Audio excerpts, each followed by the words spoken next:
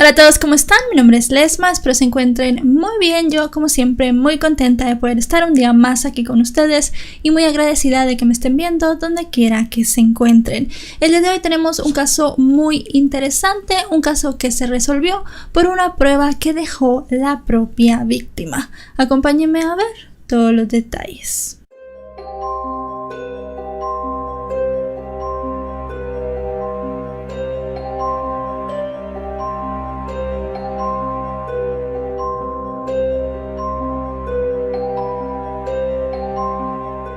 Matthew Pyke nació en 1988 en Reino Unido. Es descrito como un joven callado y amante de la tecnología, y también como un chico muy estudioso. En el año 2006, Matthew ingresa en la Universidad de Nottingham, una ciudad en la región de Midlands en Inglaterra. La Universidad de Nottingham no era la primera opción de Matthew para estudiar, pero un año antes, en un foro de videojuegos, él había conocido a una chica llamada Joanna Wheaton. Tenían la misma edad y Joanna iría a estudiar a Nottingham. Los jóvenes habían iniciado una relación a través de este foro porque vivían en ciudades diferentes y no podían viajar para conocerse. Así que Matthew y Joanna creyeron que lo mejor era ir juntos a la universidad. Fue así como en ese año su relación pasó de ser una relación virtual a ya ser una relación cada vez más seria. Ellos al verse se notaron que se gustaron mucho y además se llevaban muy bien. La química que tenían detrás de la pantalla se pasó hacia la vida real y así fue como su relación fue poco a poco evolucionando, hasta que en el año 2007 ellos decidieron irse a vivir juntos en un pequeño apartamento cerca de la universidad. Ambos asistían a clases y tenían un trabajo de medio tiempo, pero poco después de haberse mudado al piso, Matthew decidió dejar de estudiar. Él se había metido a la Facultad de Ciencias, pero decidió que no quería estudiar eso, le interesaba más estudiar algo relacionado con la computación. Así que lo que hizo fue esperar ese año y al año siguiente él tenía planeado comenzar a estudiar la carrera de Ingeniería en Sistemas. Por su parte, Joanna seguía estudiando y tenía un trabajo de medio tiempo en el cual en algunos turnos ella tenía que trabajar toda la noche. Matthew solamente conservó el trabajo de medio tiempo que tenía antes de dejar la universidad, por lo cual tenía mucho tiempo libre. La pareja, con todo este tiempo libre, decidió montar un pequeño foro, un blog muy parecido al que ellos utilizaban cuando se conocieron. En ese momento estaban muy obsesionados con un juego de Nintendo llamado Advanced Wars, y de este juego fue que iba todo el blog que ellos comenzaron a poner. Como les digo, del tiempo libre que tenían, podían estar en este foro durante mucho tiempo. Poco a poco el foro fue llamando la atención de diferentes usuarios que se fueron uniendo. No se pedía nada para poder ingresar, solamente tener una cuenta de correo electrónico y usar un apodo. En el foro, Joanna era conocida como Jojo y Matthew como Shade. Las cosas eran bastante inocentes. Ellos eran personas muy tímidas que en la vida real no podían hacer muchas amistades, así que el hecho de comenzar a hablar con otras personas que no fueran solamente ellos dos en este foro les ayudó bastante porque comenzaron a sentirse más seguros. El foro alcanzó la cantidad de 50 usuarios luego de un mes de haber sido creado, así que los jóvenes estaban muy contentos. Ellos comenzaron a fijarse en un usuario en específico. Este usuario pasaba alrededor de 8 horas diarias navegando en el foro, comentando, haciendo publicaciones, por lo cual esto les llamó la atención, pero no de mala manera, sino que de buena manera, ya que se sentían muy contentos que este foro sirviera de escape para otras personas y que la gente pasara tiempo aquí divirtiéndose y conociendo a personas de todo el mundo. Este usuario que pasaba mucho tiempo en el foro era Eagle. No sabían mucho de él, pero abrieron una conversación privada y los tres comenzaron a hablar cada vez más. Primero, obviamente, del juego, de sus estrategias, de cuánto tiempo jugaban, de cómo habían conocido el juego. Supieron que en la vida real este usuario se llamaba David. Con el paso de los días se dieron cuenta que David parecía más interesado en Joanna que en Matthew. Realmente él no quería saber mucho mucho de Matthew, le mandaba algunos mensajes, eso sí, pero la mayor interacción que tenían eran en el chat grupal que tenían los tres. Pero en privado David le mandaba muchísimos mensajes a Joanna todo el tiempo por el foro. Él estaba conectado, como les digo, 8 horas diarias, así que constantemente le estaba mandando mensajes. Cuando Joanna regresaba de clases y se conectaba un momento al foro, veía los mensajes que David le había mandado, y cuando se iba a trabajar y volvía a ver el foro antes de irse, se volvía a encontrar con muchísimos mensajes más y muchísimos más cuando ella ya regresaba de su trabajo. Así que comenzó a sentirse un tanto incómoda y se lo contó a Matthew. Matthew le dijo que no se preocupara, que seguramente David era un chico que no tenía muchas amistades y realmente había visto en ella una persona en quien confiar. David le pidió a Joanna su Facebook personal, ya que quería conocerla todavía más. Ella dudó un poco, pero Matthew le dijo que estaba bien que se lo diera. Con esto ellos pudieron saber que David era un chico alemán que tenía en ese momento 21 años y que además de eso vivía con su abuela. En el Facebook de David no había muchos datos de él ni tampoco tenía muchos amigos. En realidad solo tenía 15 amigos agregados y solamente una fotografía, mientras que Joanna tenía más de 500 y tenía varias fotografías de ella. Pero de nuevo no vieron en esto como algo malo, sino que como que David era un chico que realmente no tenía muchas amistades, así que en ese momento Joanna decidió que hablaría más con él y le daría otra oportunidad y ya no pensaría que la estaba acosando. David siguió enviando mensajes, pero más allá de enviarle mensajes solo por una red, ahora que tenía el Facebook de Joanna le mandaba mensajes por el foro y además de eso por el Facebook, cosa que ya comenzó a incomodar mucho a la chica, que cada vez le respondía menos y menos. Queriendo desconectar un poco de todo el ambiente que tenían, de que estaban pasando mucho tiempo en los videojuegos y además en el foro, Matthew y Joanna planearon una escapada romántica de fin de semana en junio del año 2008. Se desconectarían completamente de las redes y serían solamente ellos dos desde el día viernes hasta el día domingo. Cuando la pareja regresó a su apartamento el día domingo, se encontraron con que afuera de este había un joven. Pudieron saber quién era David. Lo reconocieron porque ya habían visto su fotografía en Facebook. Les pareció muy raro, ya que si bien habían comenzado a hablar de conocerse, David les había dicho que él quería viajar a Inglaterra, ellos no le habían dado su dirección, ni siquiera le habían dicho en qué ciudad de Inglaterra vivían. Por lo cual ellos llegaron a creer que viendo las ubicaciones de los amigos de Joanna, los fondos de las fotografías y todo ese tipo de cosas, de alguna manera David pudo saber cuál era la dirección de la pareja. Cuando vieron a David el domingo que llegaron fuera de la casa, él estaba un tanto enojado. Les contó que había llegado desde el viernes, el mismo día que ellos se habían ido. Como no estaban, había tenido que pagar una habitación de hotel durante esas noches y se había gastado todo el dinero que llevaba. Los chicos dejaron que David durmiera en el piso durante 3 días. Les pareció algo muy raro, pero no supieron cómo reaccionar y pensaron que echarlo no era algo muy educado, así que dejaron que él se quedara allí, aunque tenían en su mente esta idea de cómo él había encontrado su dirección. También durante la visita de David se sintieron muy incómodos. Él hacía comentarios un tanto extraños, solamente se dirigía a Joanna para hablar e incluso le llegó a pedir a Matthew que los dejara solos, cosa a la cual Joanna se negó en todas las ocasiones que David pidió esto. Él, después de los 3 días, como les digo, se fue y siguieron hablando por internet. Él seguía enviándole mensajes a Joanna, le escribía grandes declaraciones de amor, poemas e incluso le llegó a decir que estaba completamente enamorado de ella. Obviamente ella no respondía de la misma manera a todo esto y comenzó a pensar en dejar el foro para que este chico David ya no le volviera a hablar. En agosto de ese mismo año 2008, David volvió a aparecer en la casa de Matthew y Joanna. Esta vez los chicos no fueron tan amables como la primera vez. Sintieron que era una falta de respeto y de educación muy grande que David llegara a su casa sin decirles absolutamente nada.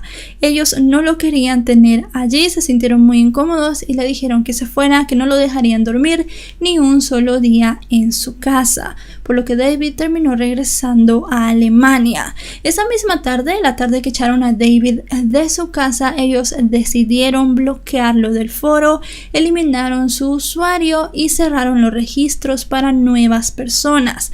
Joanna también terminó bloqueándolo de Facebook para ya no volverle a hablar. David no volvió a tratar de contactarse con Joanna por ningún medio y mucho menos con Matthew. Ellos pensaban que tal vez él podía hacer algún perfil falso, así que Joanna dijo que no aceptaría a nadie más, pero en las semanas siguientes realmente no recibió ni una sola solicitud de amistad, así que creyeron que la obsesión que tenía David hacia ellos, especialmente a Joanna, había terminado y podían seguir con su vida como la tenían antes de conocerlo. Durante algunos días todo fue normal hasta el mes de septiembre de ese mismo 2008. El día 19 de septiembre había pasado casi un mes desde la última vez que la pareja había visto o hablado con David. Joanna el día anterior había tenido un turno de noche, por lo cual por la mañana de ese 19 de septiembre ella llegó a casa cansada del trabajo. Al abrir la puerta se dio cuenta que había manchas de sangre.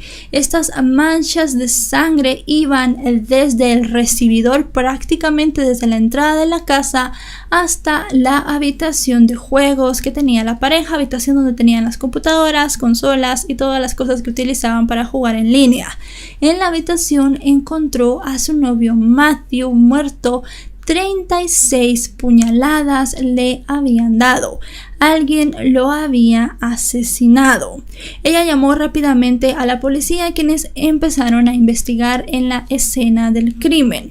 Viendo la computadora encontraron una nota de suicidio. Esta nota de suicidio había sido tecleada, así que realmente no se podía comparar ninguna letra para ver si había sido Matthew quien le había escrito.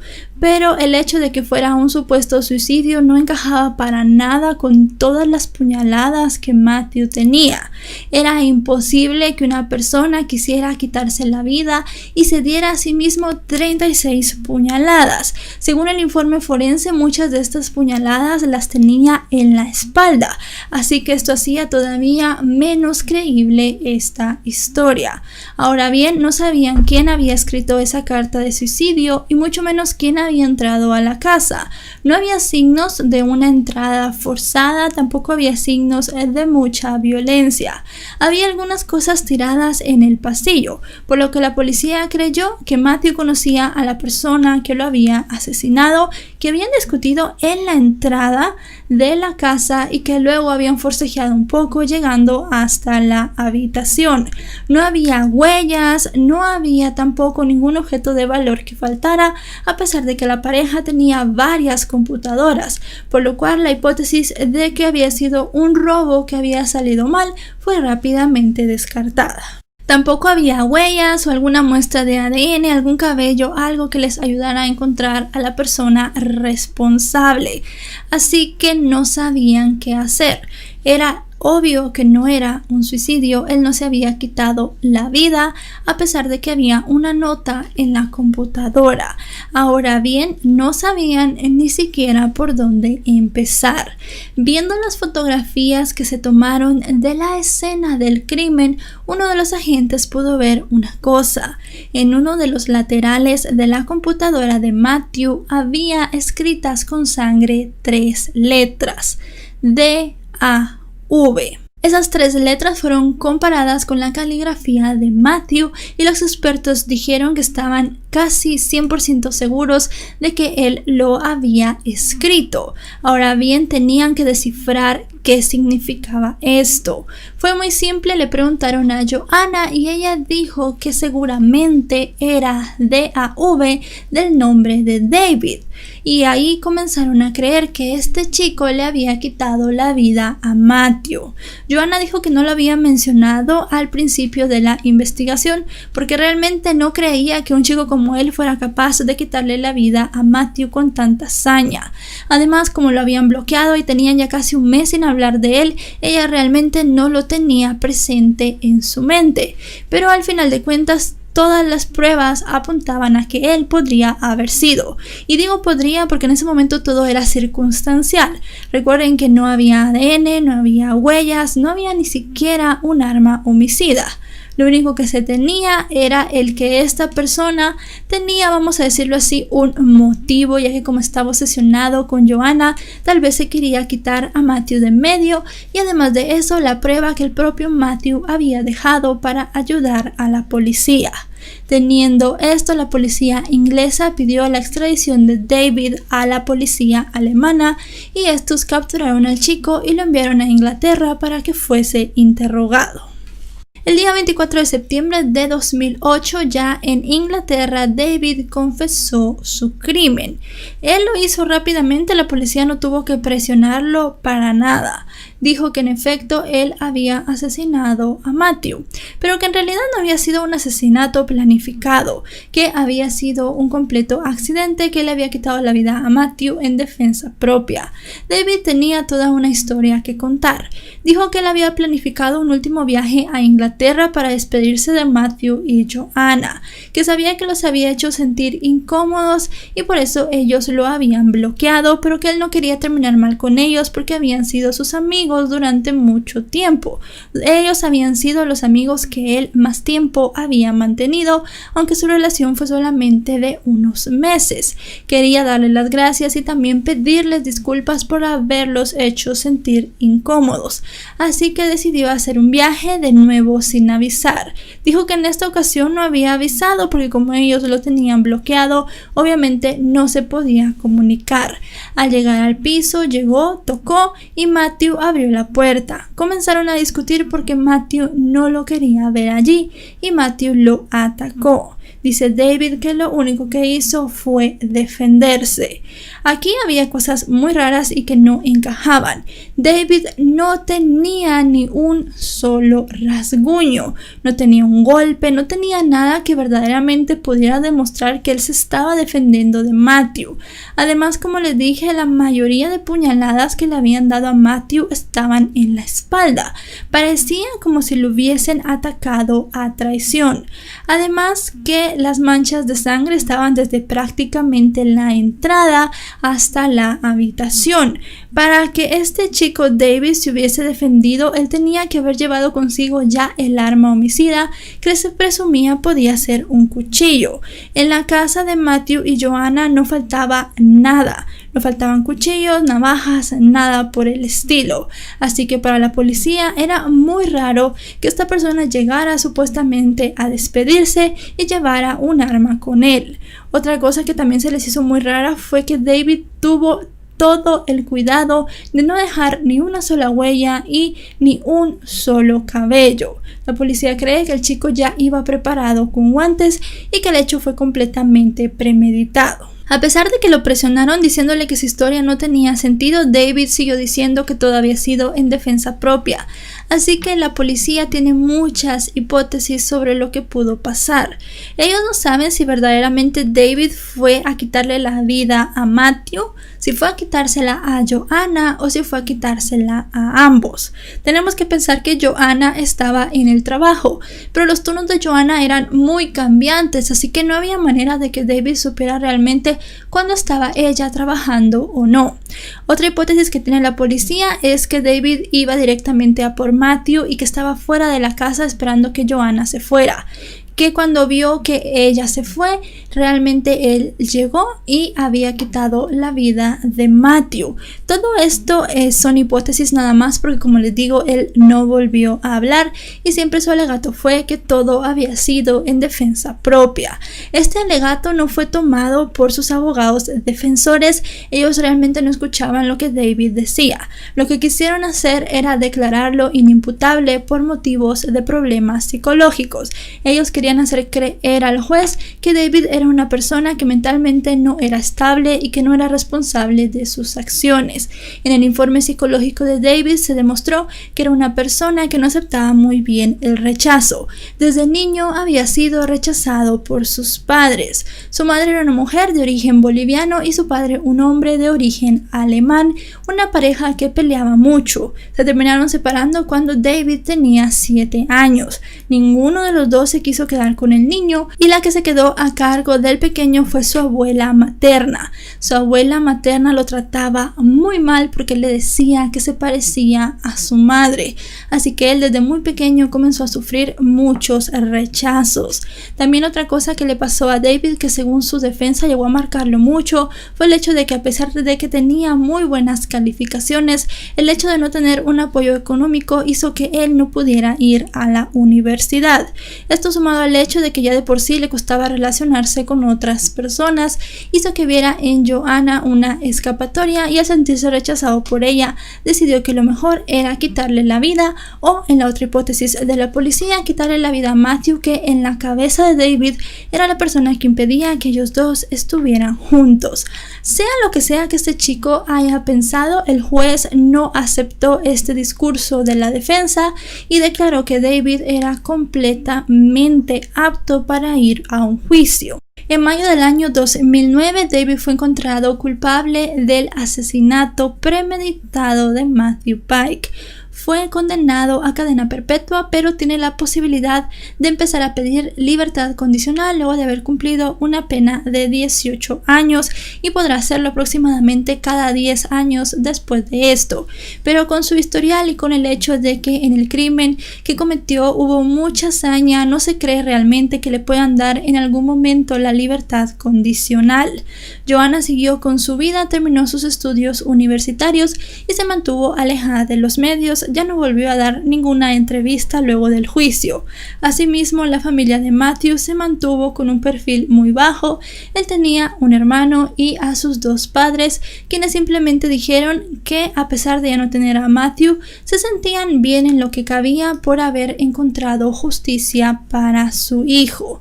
Todo este caso no se hubiese resuelto si Matthew no hubiese dejado escritas esas 3 letras. Seguramente fue lo último que hizo antes de que este chico David terminara quitándole la vida.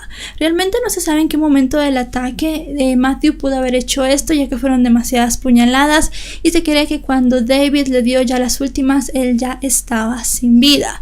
Pero al final esta acción fue lo que hizo que la policía atrapara a su asesino, porque David planeó muy bien todo. Se deshizo del arma homicida, arma que él ya llevaba guantes, es lo más seguro porque no dejó huellas, y también se percató que no se cayera ni una sola prueba de su ADN en la escena, no dejó ni un solo cabello, además del hecho de que había dejado esta carta de suicidio, lo que le jugó en contra también, y por lo que la policía llegó a creer que no había sido un suicidio era porque tenía mucho odio en contra de Matthew. El asesinato fue algo en lo que se vio que la persona que lo cometió, que fue David, tenía demasiado odio hacia la persona contra quien lo cometió, que en este caso fue Matthew, ya que fueron demasiadas puñaladas.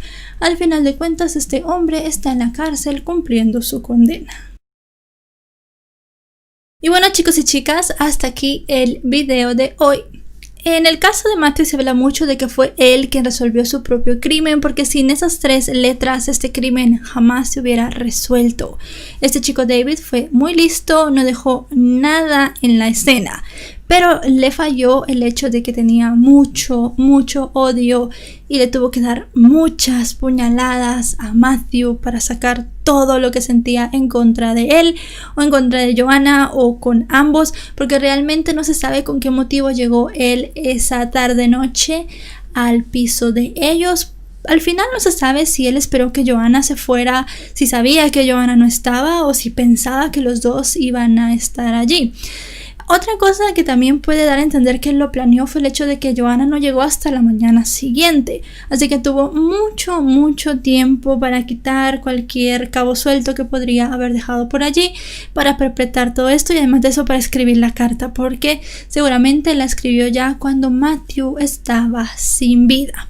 Al final está cumpliendo su pena, la libertad condicional, muy difícil que se la den por todos los antecedentes de este crimen y por su perfil psicológico.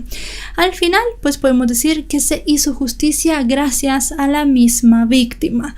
En cierto momento, cuando Matthew ya estaba perdiendo la vida, pensó no ya en sobrevivir, sino en que la persona que le estaba quitando su vida fuera a la cárcel e ideó lo que hizo y de esta forma pudo ayudar a la policía. Un caso verdaderamente impactante y también muy peculiar. Si este video les ha parecido informativo, recuerden dejarle un me gusta. También recuerden compartirlo si creen que a alguien más le puede interesar.